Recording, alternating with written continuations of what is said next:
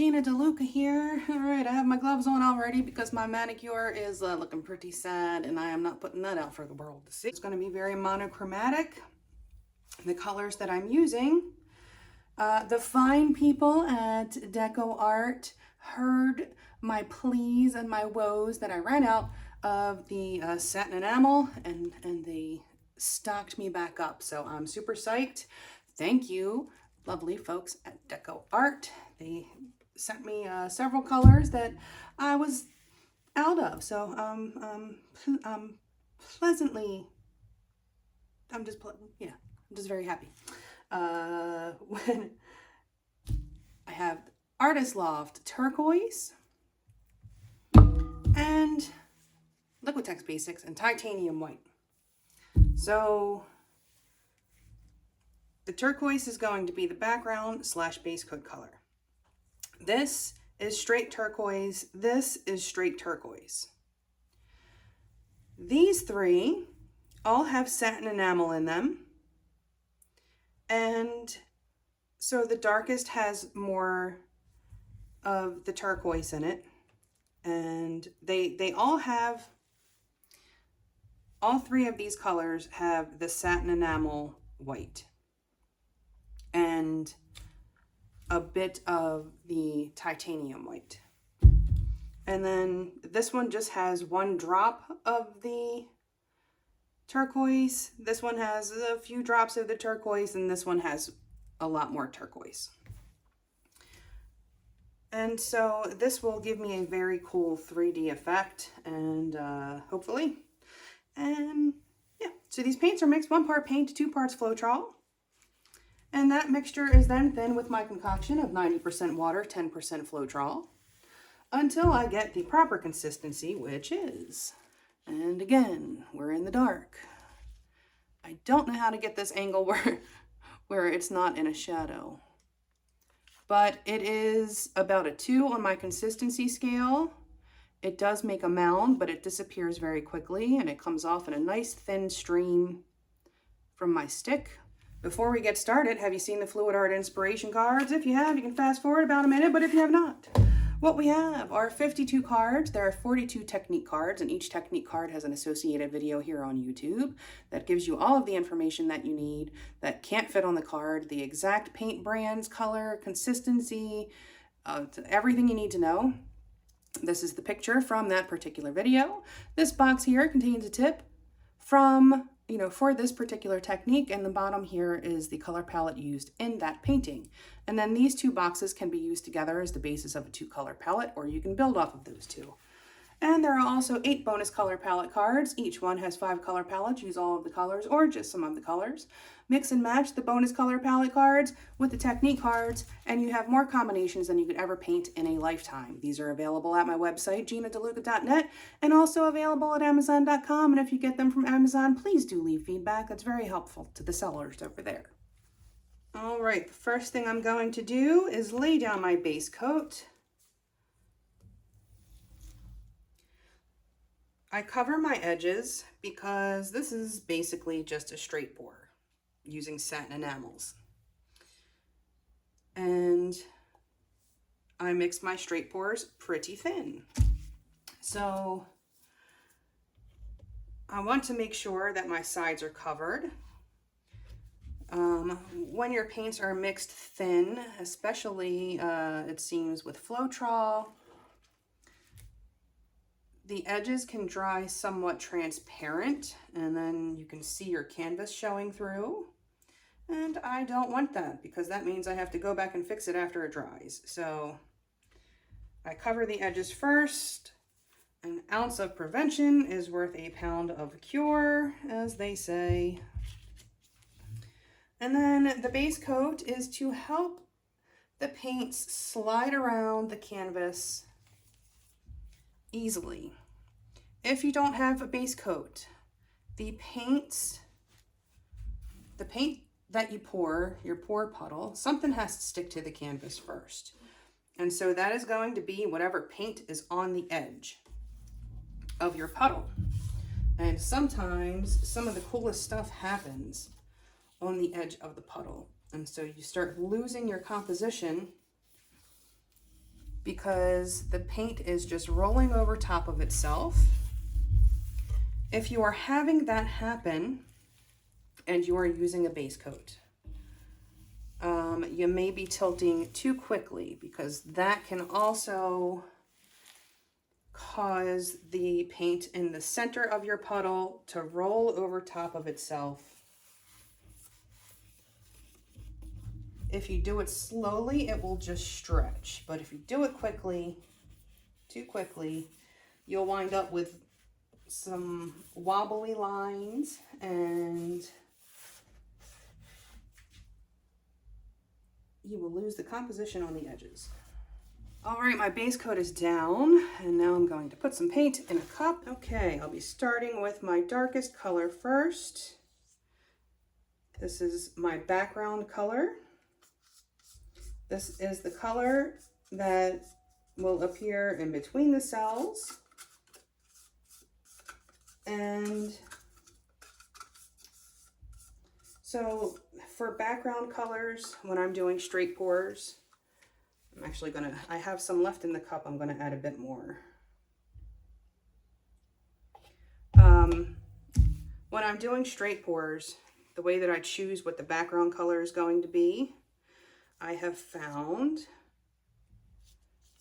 that using an opaque that has a bit of a gloss to it, it doesn't have to be glossy, it just has to be glossier than the cell makers. Pouring from up high, I want this to blend and churn and give me that cool 3D effect.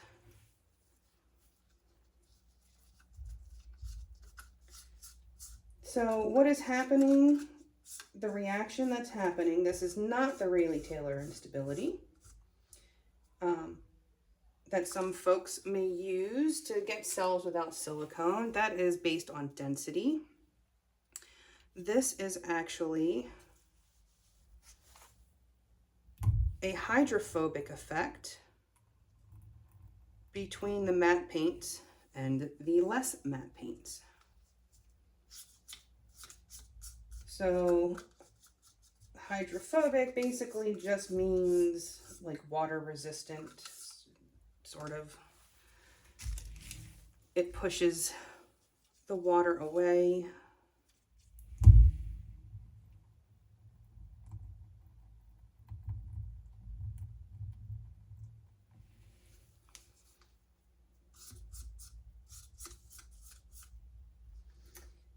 I have got to find a cup that is somewhere and in between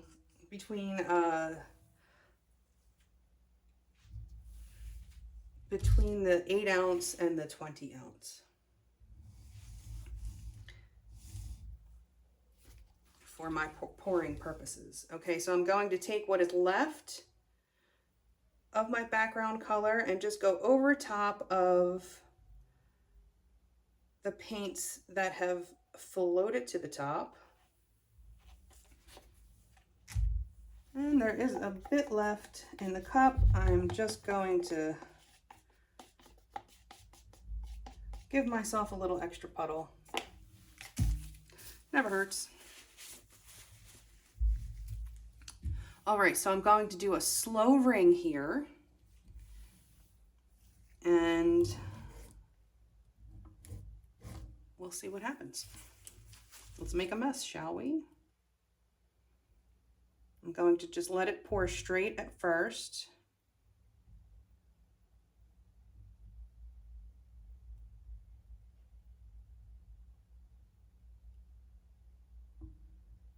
Slow ring, letting it churn. As you get closer to the center. Oh no.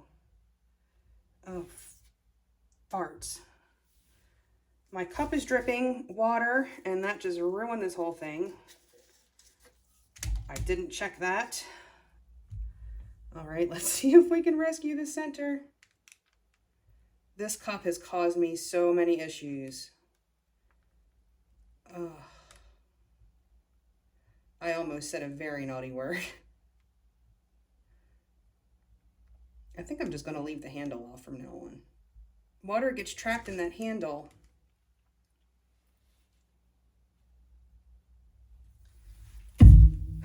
Okay, so now I'm going to teach you how to get water off of your painting that dripped. Just take a napkin and touch it right in there, and it will wick it right up.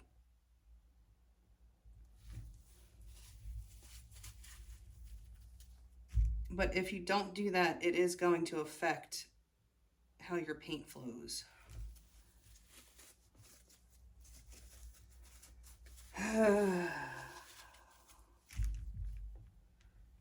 It ruined my rose.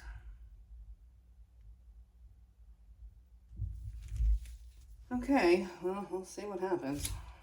Pull out old Bernie 2 times and give this a torch, pop these bubbles.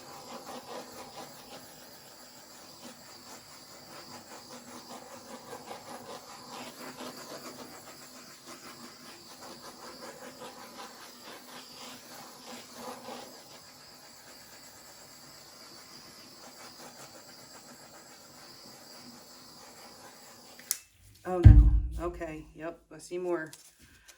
Oh boy. That's a lot.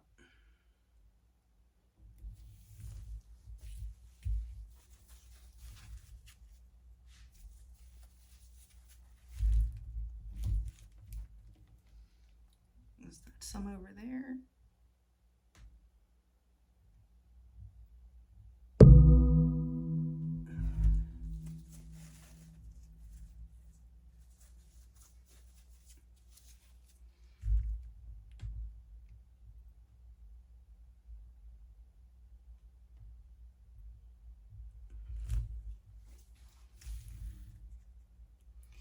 I'm sure I'll see more once I try to tilt.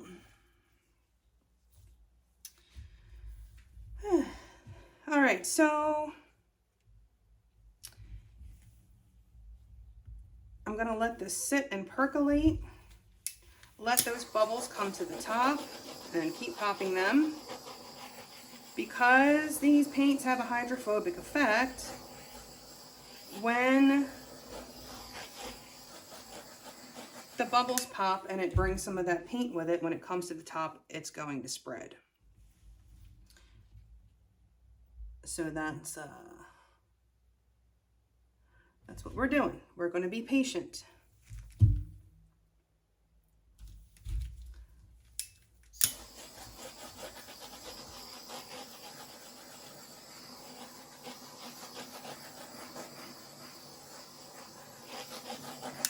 And I've had some people say that when they use satin enamels, it cracks.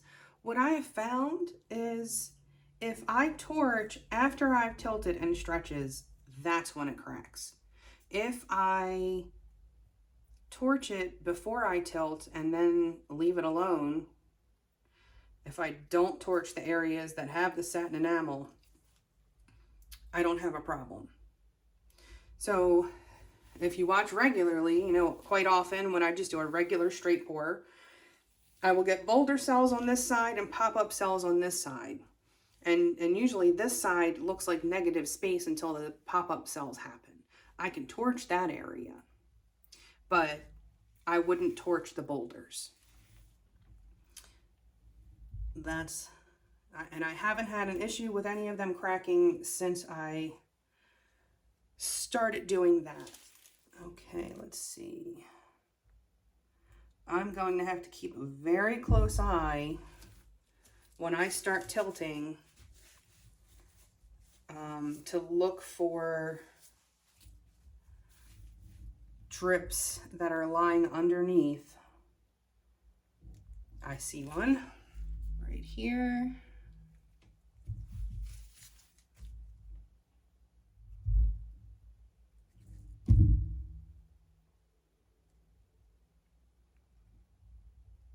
Yeah, definitely going to have to watch this one like a hawk.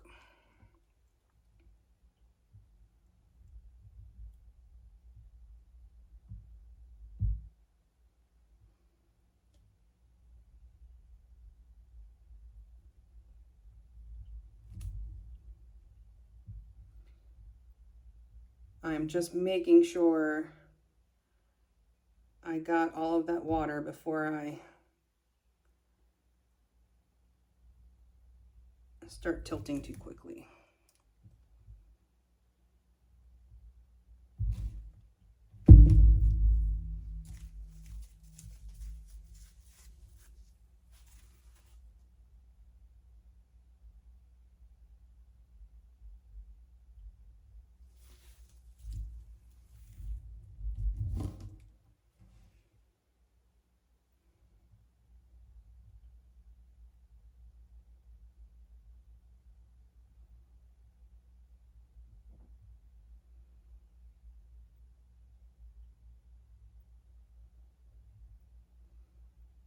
All right, send me good mojo here, would you? I'm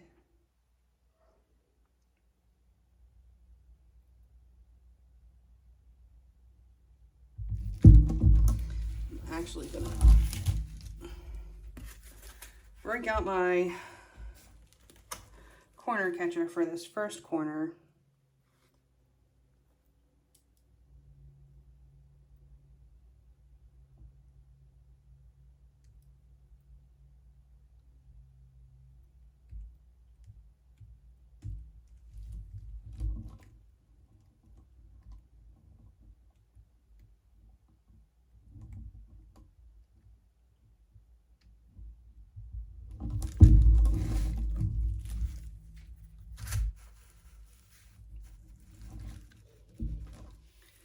Okay, that should be good. It's that first corner is always the toughest. I don't want my center to roll off the edge. And now I'm going to come to the opposite corner slowly, especially with water drips in there, so I can keep a close eye on what's going on.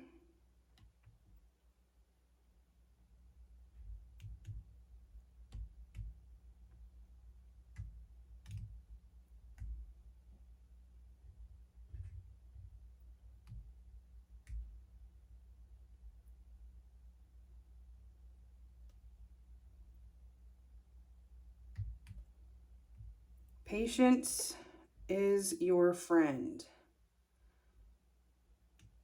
I know it's very difficult to tilt slowly. You want to know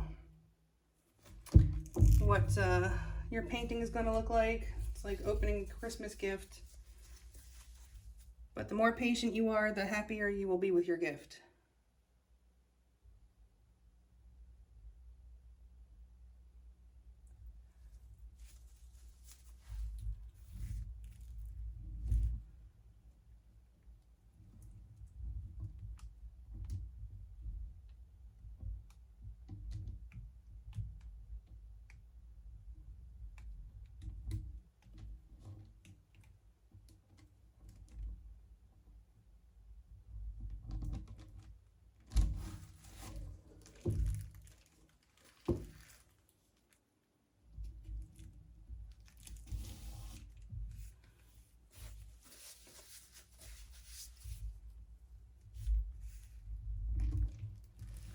Okay, and I will bring the weight of the paint back to center. Before I change direction, the weight of the paint is going to be where it's moving the fastest. And being mindful of where the weight of your paint is will give you much more control over your composition.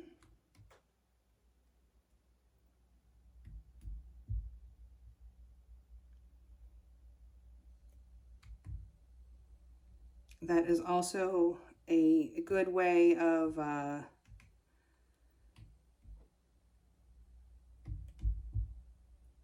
making sure that you don't get those wobbly lines that can happen. If you're kind of tilting willy-nilly, a little this way, a little that way, you wind up with squiggles.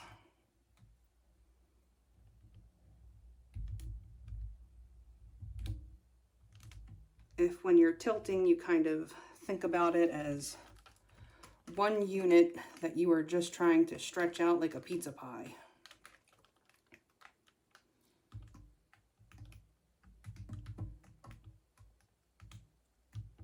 Oh, hold on, I see some schmutz.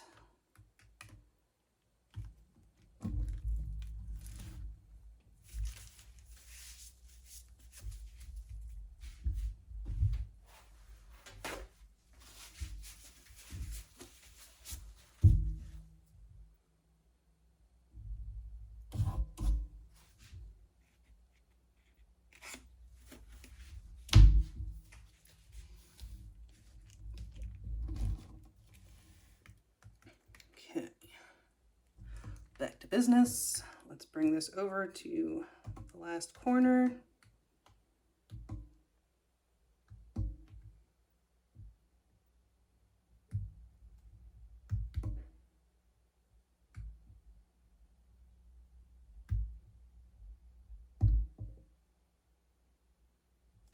The last corner always feels like it takes forever, but do not rush. Don't rush it. It will get there. If you ever had a canvas that wasn't level and you come back the next morning and it does not look the way it looked when you left it, you know how much paint can move slowly over time.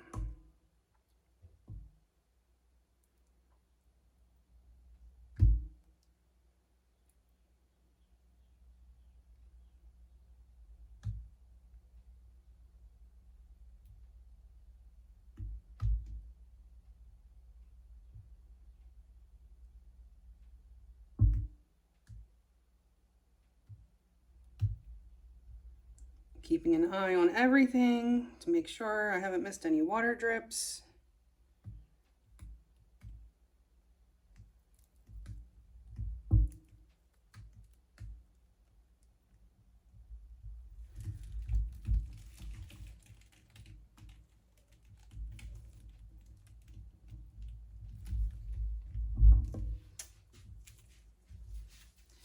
I see a piece of something.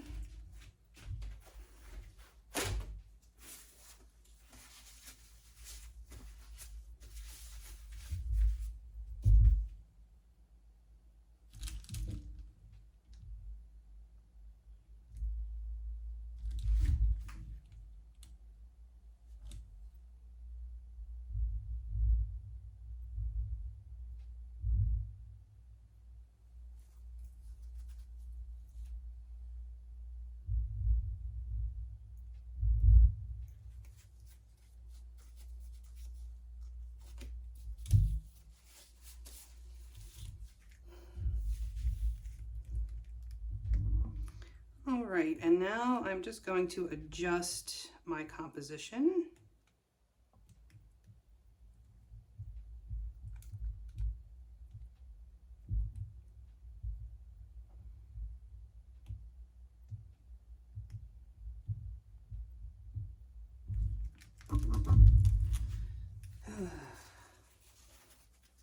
These water spots are just doing me in today.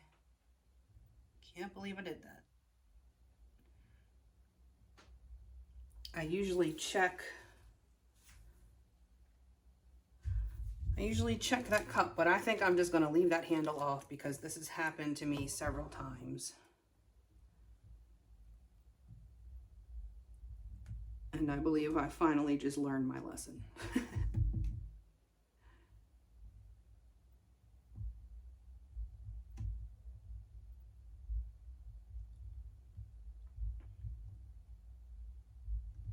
So I have my canvases sitting on cup hooks. I screw cup hooks into the back of it. That really helps me to get it level. But it also makes it easier when I'm tilting because I can use them as a pivot. So I don't actually have to like hold the weight of the canvas. I can have it sitting on those cup hooks. Really handy on like really big pieces.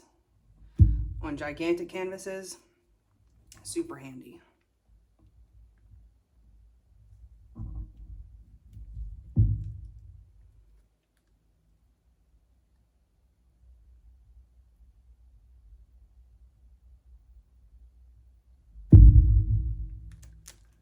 Okay, I'm gonna let this sit and let it do what it's gonna do. I'm gonna go clean up and then I'll bring you in for a close-up. Back in a few. Okay, here it is. Considering that I had about a teaspoon of water end up dripping in this thing, it came out pretty good. I think I got all of the drips. I did cut a lot of them out so that I could fit into the drain because there were quite a few. But all in all, I think it came out well. I got some great 3D effects going on. Exactly what I wanted.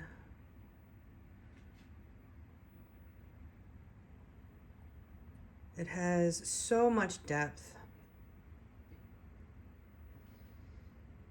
Doing these basically this is the theory behind boulder cells, is when darker color and a lighter color blend together, you get that very cool 3D effect because it looks like shadows and highlights. So same thing with a cloud pour. It's just using satin enamel white. It has, does the same thing as the other DecoArt Americana Decor paints. They all do this when you get the two colors to blend together with the proper background color, opaque and glossier. So, very happy with this piece. I hope you enjoyed. I hope you learned something. Please do like, share, and subscribe and all that good stuff. Do check out the description box below for links to my PayPal tip jar if you feel so inclined. Greatly appreciated, certainly not expected. You will find the link to my website, GinaDeLuca.net, where you can find my art and music and fluid art and inspiration cards for sale, and the cards are also available on Amazon. You will find the link to my affiliates, DecoArt being one of them. Thank you, DecoArt, for making this painting possible. Nice fresh can of satin enamel. There are also other affiliate links in the description box. Arteza, Amazon, Blick, anything that you purchase off of those websites, if you enter through those links, I receive a small commission at no additional cost to you. And last but certainly not least, you will find the link to our Facebook group. Go make some art. Join us there. Post your masterpieces. Ask your questions. Get some inspiration. A good time is had by most. It is the internet after all. Well, that is it for me for today. I hope y'all have a beautiful day. Now go make some art.